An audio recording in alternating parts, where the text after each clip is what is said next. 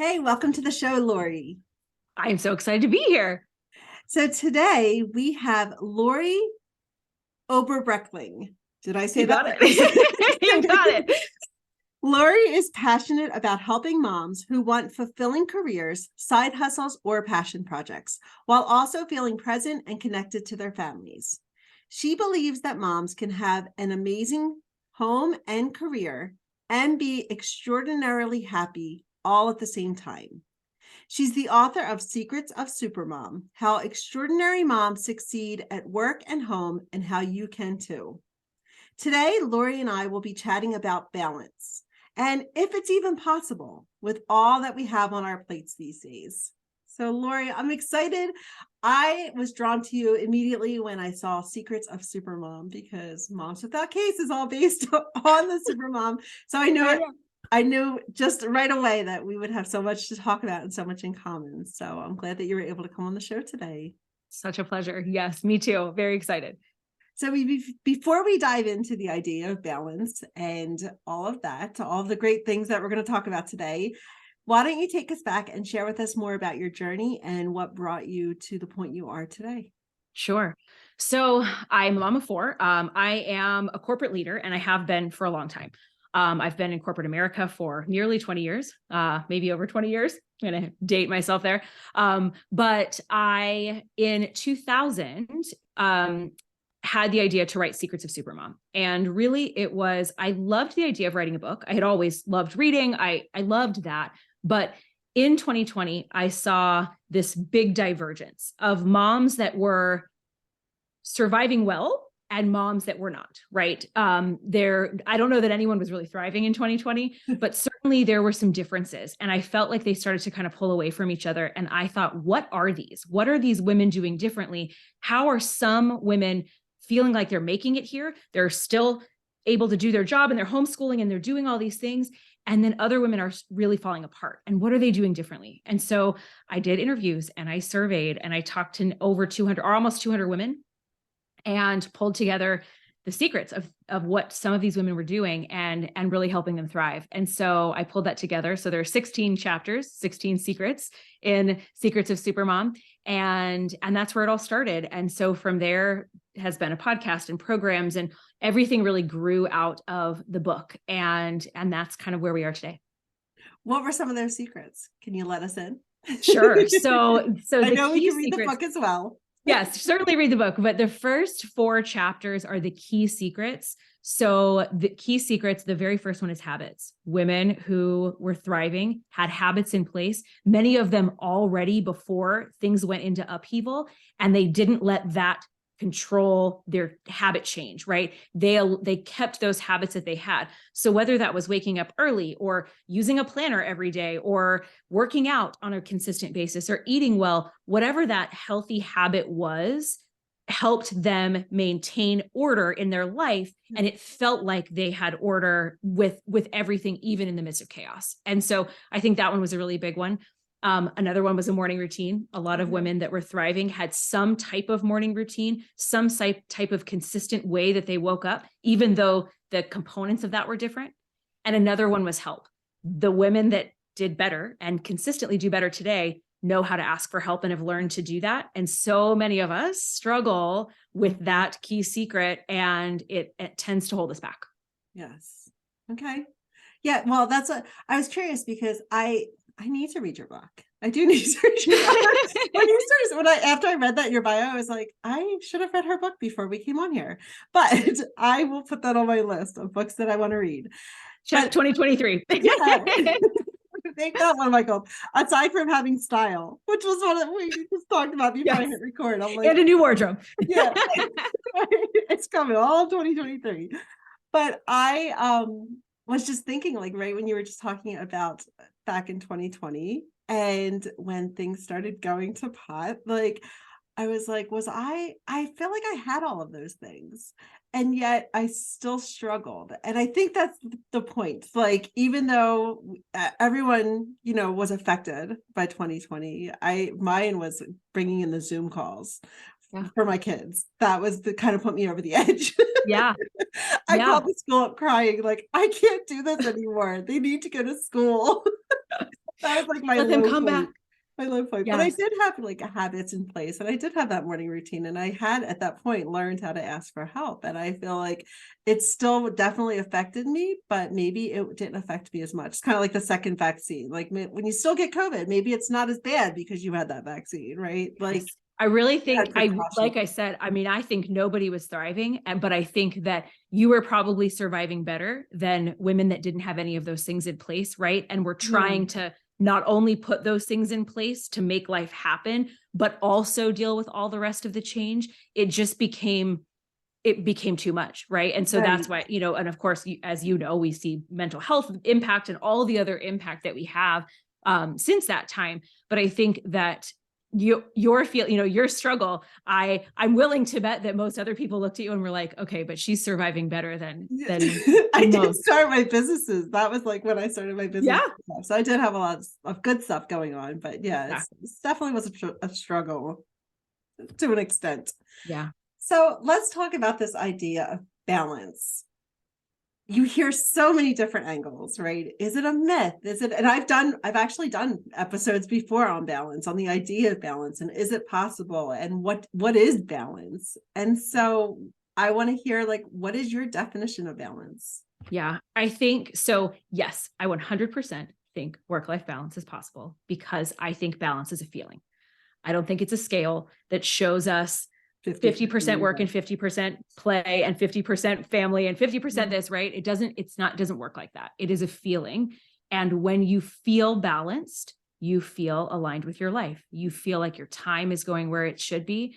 But I think that the actual act is more like an intentional juggling than it is really a balance. It is knowing what has to keep going, knowing what can drop off for a week or a month and come back, knowing what you can let go, knowing where to set the boundaries, right? All of those skills that we put into place, the actual actions are what allow us to get to the feeling of balance. Yeah. And I think that that feeling of balance is beautiful and can be amazing, right? You can do a lot of things and feel balanced, but I think that it's all of those other skills in place and that intentional juggling that allows that.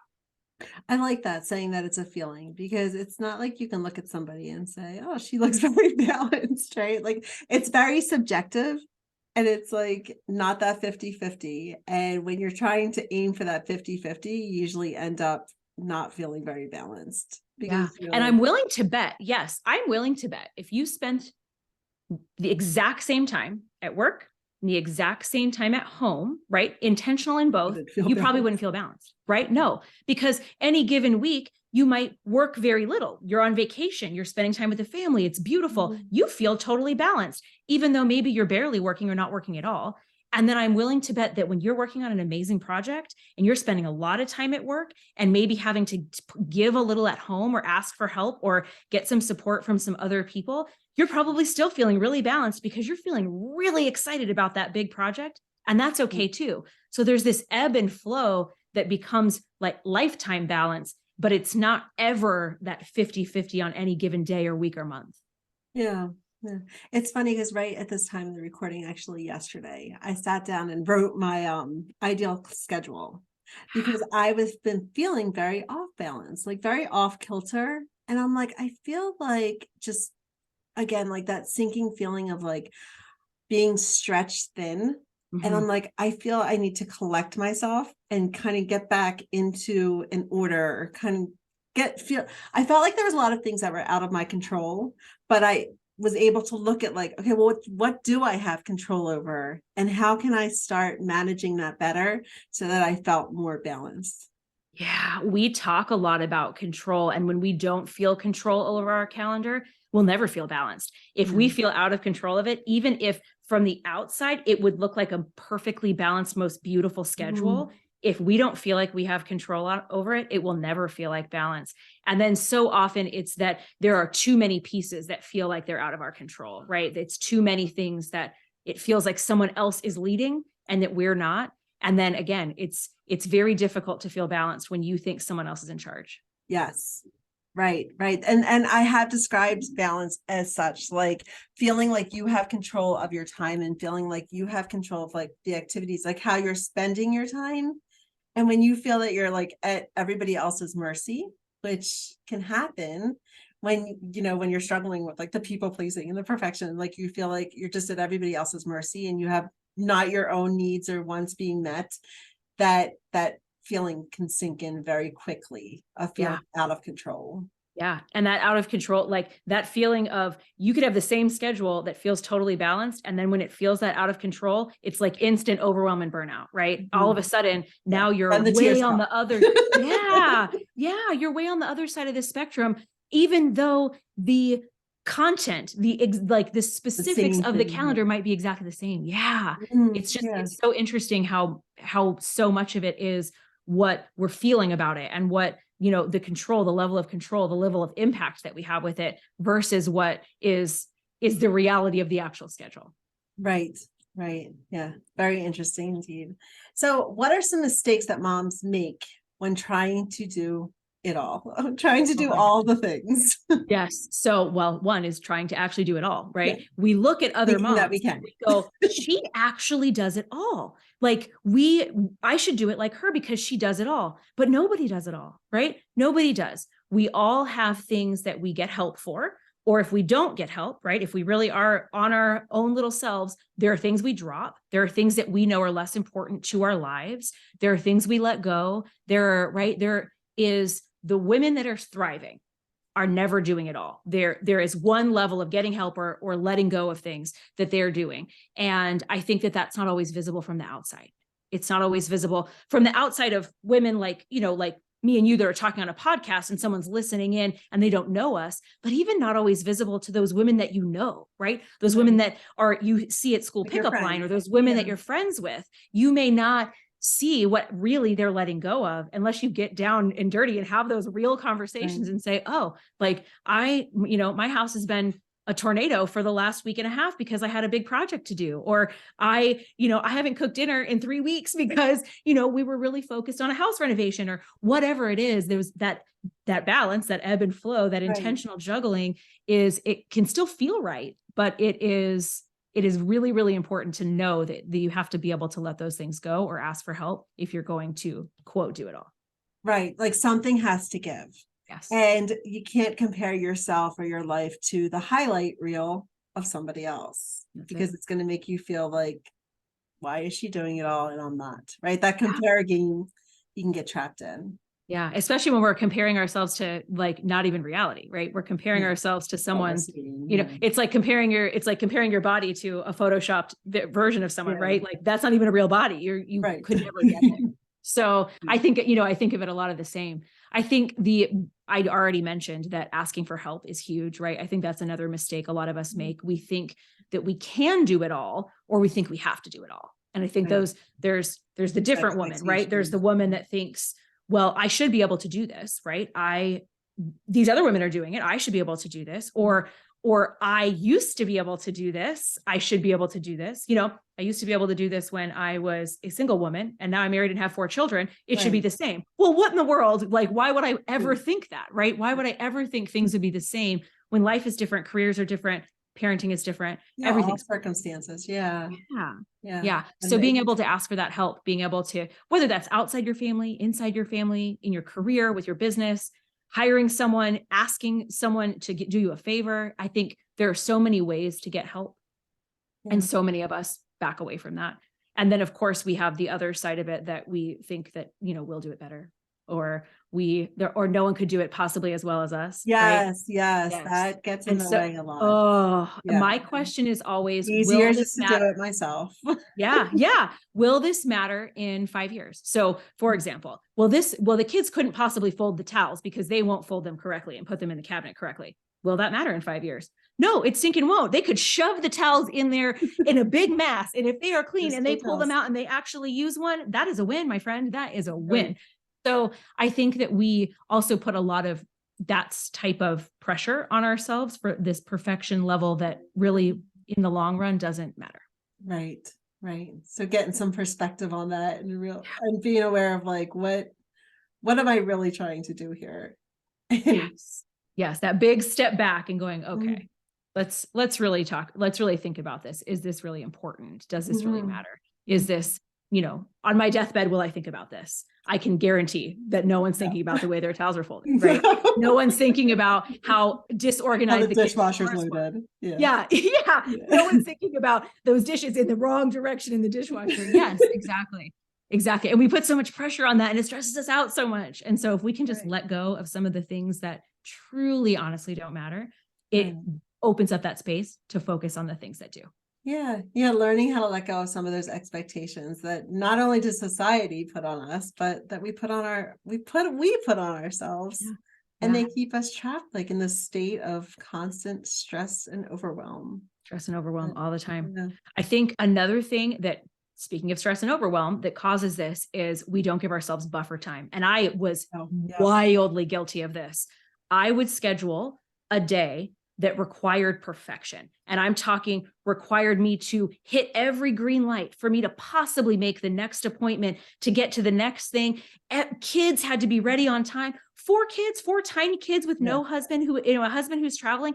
Was that going to happen? No. So one error in a domino made everything else fall apart. And without that buffer time, I was constantly stressed that the next thing was going to be late, that the next thing was going to be missed. And it was not a way to live. It was not a way to live. So giving yourself that space, giving yourself extra time, whether that's in the morning or between appointments, even if you think about like in your corporate job, right? For those that are working and listening, and even thinking about 10 minutes in between meetings to regroup, refresh, refocus, make some notes, do an action item, that can be wildly helpful in the management of your day and your stress overall. So I think so many of us, feeling balanced, getting our balance, right? Throughout the day, not even at the end of the day, but feeling it throughout the day. Like I've got this, like feeding that new belief of I've got this. Yes. So that buffer time, I just think is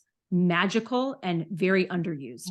Yesterday, that was one of the things that I made sure I included a lot of when I did my ideal schedule, because I was like, and it's not that my ideal schedule is going to be something that I follow every single day, but it's something to work towards. And it's something like to remind myself, like, this is what I'm aiming for, to be able to spend my time how I want to spend it. That means like in the evening, like not having my laptop on my lap while I'm like watching TV, or, not being somewhere else in my mind when I'm with my kids, or not being somewhere else when I'm in my work, and really making sure that I have that buffer time of like, okay, 30 minutes for travel. I know it really only takes me like 10 minutes, but having that 30 minutes like X'd out, like that gives me that sense of, hey, if I get there early, that's a perfect time to just sit in the silence, or to read a book, or to do like the things that bring joy to my life, really.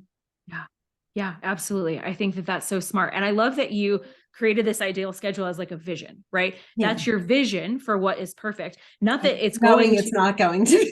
Right. You may never have a day like that, or maybe you just only get close, but being able to take the steps and to be able to see it over and over again. And when it is close, be able to see, this is how it feels. I love this feeling. I want more of this.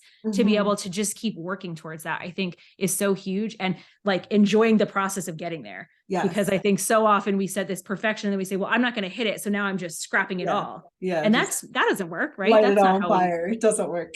No, it doesn't get you very far. No, exactly. So you just got to be able to say, wow, look at that. I added that buffer time like I saw in my ideal schedule, and it was so much less stressful to be at this doctor's office, or to, be here for this appointment with my client, or whatever it is. I think it's just, I love that. So what are your favorite hacks for getting more done in less time? Oh, yes. So I think a favorite hack is those small buckets of time. So you mentioned taking, what if I get there 20 minutes early, right? Well, I love to have an actual list of things that I can do in these small buckets of time, those 5, 10, 15-minute tasks, because I think that we end up wasting so much time in a day, right? We end up like, if you got to the doctor's appointment 15 minutes early and you do a breathing exercise, awesome. I'm loving that. But if you get to the doctor's office 15 minutes early and you're scrolling your phone, I'm not loving that, right? Because that's not giving us any sort of benefit, and probably it might be stressing us out. So I love to have a list of small things.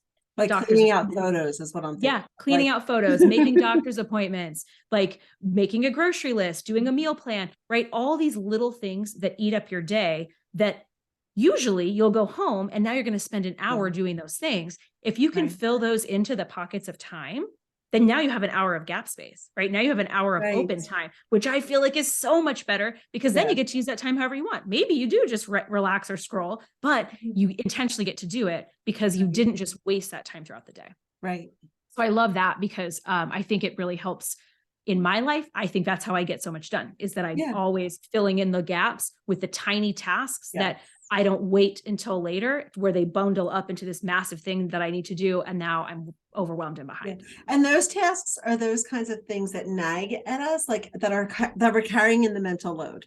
That checklist of like, okay, I've got to plan the meals, I've got to make that doctor's appointment, I got to do these things, and you are able to, and I do the same thing. Like I say about like sitting down and like reading a book and stuff, but yeah, like thinking of like, okay, what can I do in this time? I'm going to have like 10 minutes.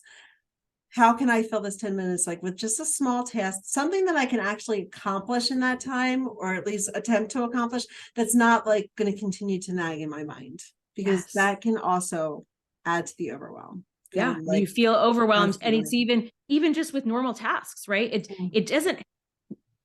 I think women will say to me, "I feel like I shouldn't be overwhelmed. These are all things I normally do." But when we manage it like that, right? When it's sitting around in our head and spinning, and we can't, we want to make sure we don't forget. We don't have a schedule for it. We don't have pockets of time built in for it. It does become overwhelming, even if they are quote normal tasks that you normally do. Right. And so I think that that is a really good hack. Do you Another actually hack, write it down? Do you actually write down like have a little list. Yeah. Yeah, In my nice. planner. Okay.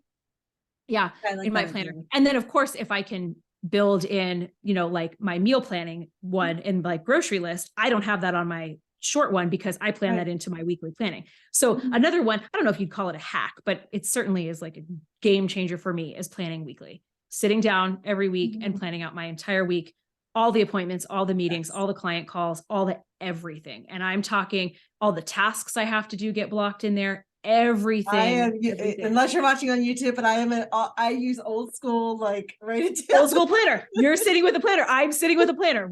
This is in front of me all the time. This is next to me on my desk. Yeah. Even though I use electronic systems, I love my electronic systems that I use for my corporate job. I love the family electronic system that we use. We use those tools too, but this is how I pull it all together and plan it out for the week. And this is how I keep my life in order, right? Exactly. I know what I'm doing, and it leaves me not stressed, because if there's a task that has to be done by Wednesday and I have it on the calendar for Tuesday, I don't have to think about it all day Sunday, all day Monday, half of Tuesday. It's on there and I know it's going to get done. Right. And so maybe not a hack, but it certainly is helpful, really helpful. Oh, so helpful. And then I think maybe a third is phone reminders. Okay. So I'm not talking like just alarms. Certainly alarms can be helpful. Like, if you've got to go get your kids, set an alarm, don't miss them, go get them from the bus stop. But if you set alarms for location reminders, I love these. So you can set an alarm that says when you come home, a certain alarm will go off, right? I could get home like at a location specific, and it could say, I am a calm and happy mom. Well, wouldn't that be nice when I get home from work, if I'm driving home and I get there and it says, reminder, you're a calm and happy mom. Yeah, okay. Right. I'm a calm and happy mom. You can use it for the grocery store. Like I am a healthy eater or something along those lines, right? To remind you, you pull up to the grocery store. Okay, I'm going to make good choices today. You can use it for so many different things. And I think that it is a great way to remind yourself how you want to be, how you want to feel, how you want to act without, because you may not remember. And usually those situations are situations of stress. And so you're definitely not going to remember. So being able to have your phone be like, hey, just a reminder, just to remind you, I'm telling you to do something. Yeah, I'm telling you to do something that's actually good here. I'm not telling you to scroll. I'm telling you to be a calm, happy, patient mom. Okay. Then we can say, thank you, phone. I am going to go inside and I'm going to be that way. So I love that too. It reminded me because the other night we went out to eat for my daughter's birthday. And before we went, I was like, all right, we're going to Red Robin. Like I knew that there's going to be endless fries. There's going to be lots of opportunities to eat. I was like, I am going to write a little pep note to myself to read. I did. so corny, but like it was kind of the same concept, but it was just like on a piece of paper that I pulled out of my wallet. Like I'm like, okay, I'm going to make good choices. Like I'm going to order, something that's going to be healthy for me and fuel my body. And like I did like this whole little pep note to myself. But on that, it's like very similar to what you're saying. Yes, I like the idea of using the phone though. I had an energy one. Oh, I don't know if I wrote it down in here, but it was something like, I deserve to feel amazing, and the food and movement that I do gives me the energy to do that, or something like that. So that I reminded myself, no, you want to feel amazing. So making specific food choices is actually helping you get that. Yes. Yeah. Yes, because sometimes we need that reminder, or the endless fries are delicious, and milkshakes and all the other things. All that is it helps me to keep my blinders on and again reinforce like that I've got this. Yeah. But like sometimes we do need those reminders. You're right. We do. And I love the phone reminder like concept, because it comes, we always have it, and it comes when you're not thinking about it, right? The phone knows you're there. It's not, you don't have to functionally pull it out and be like, I need to read my affirmation right now. You're just like ping and oh, that's right. I do want to feel that way. I love that. Right. Yeah. I'm going to have to steal that hack. It's a good one. So let's talk about self-care. And what is your go-to self-care? How do you feel restored and energized? The biggest thing that I've done over the last year is Friday night white space. So it doesn't always happen on Friday, because I'm not going to like miss a cousin's birthday party or something like that. But Friday nights, we almost always have very few, if any, kid activities. Throughout the week, it's madness, right? We have tons of things going on. But Friday nights, we almost always have nothing or very few things.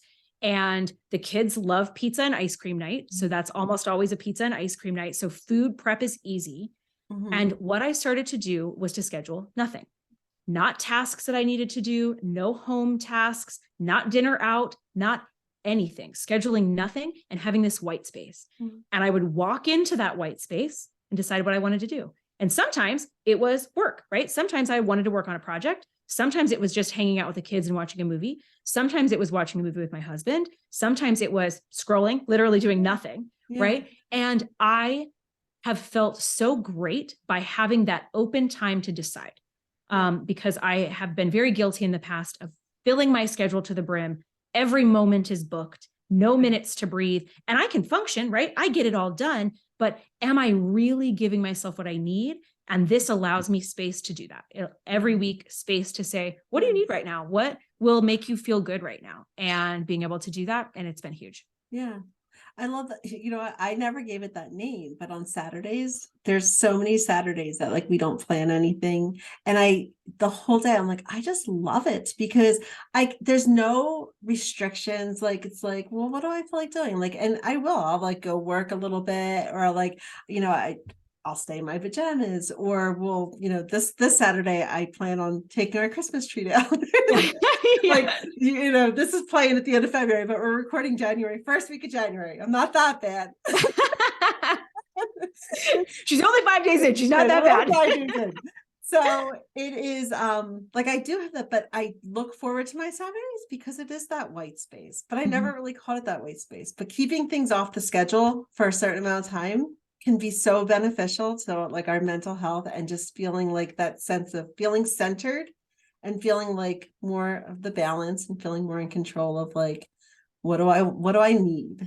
That's it. And that's exactly it. And like, and it's just that little amount of time that is plenty for me. It's good.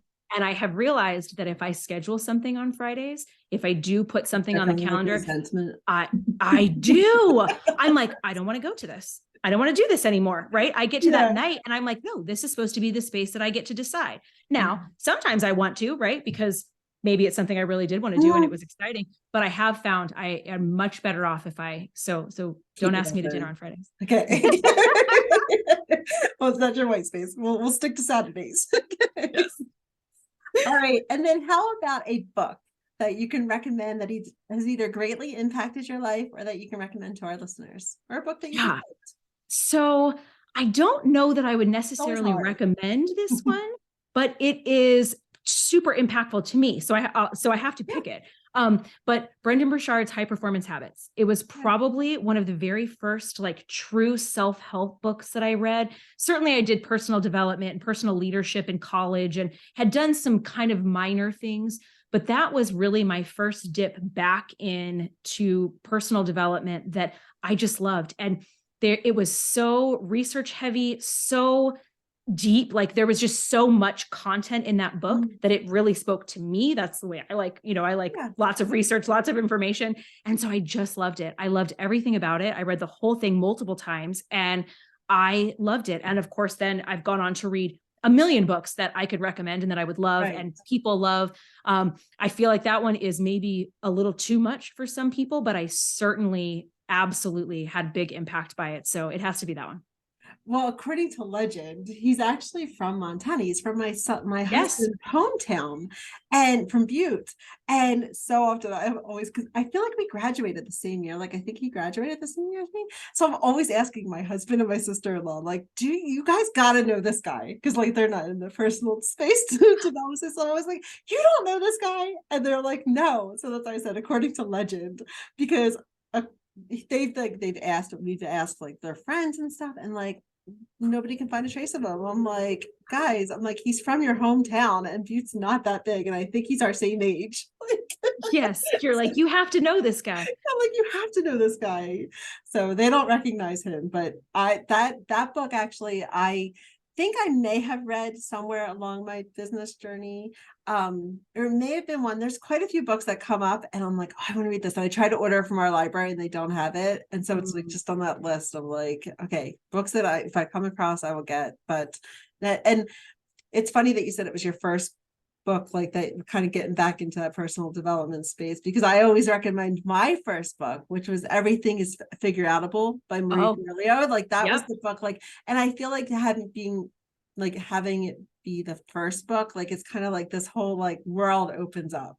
Yeah. And it has a you start seeing those nuggets everywhere. You're like, oh yes, this makes sense. Because Brendan said that, or because Marie said that. I listened to Marie's book on an audiobook during, I think, a summer. And yeah, so I think there are so many, right? There are so many great books. It's always a hard question to ask my guests because it really is. But I recommend your book too. We're going to recommend your book. Well, yes, of course. That goes without saying. All right. So Lori, where can people find you? Absolutely. So secretsofsupermom.com is really the best way. Links to really everything. And then since you love podcasts, the Secrets of Supermom show is my podcast. And you can find that there at secretsofsupermom.com also.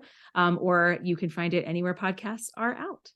All right. Awesome. Well, thank you so much, Lori, for coming on the show today. It was a pleasure. So fun. Yes. Thank you.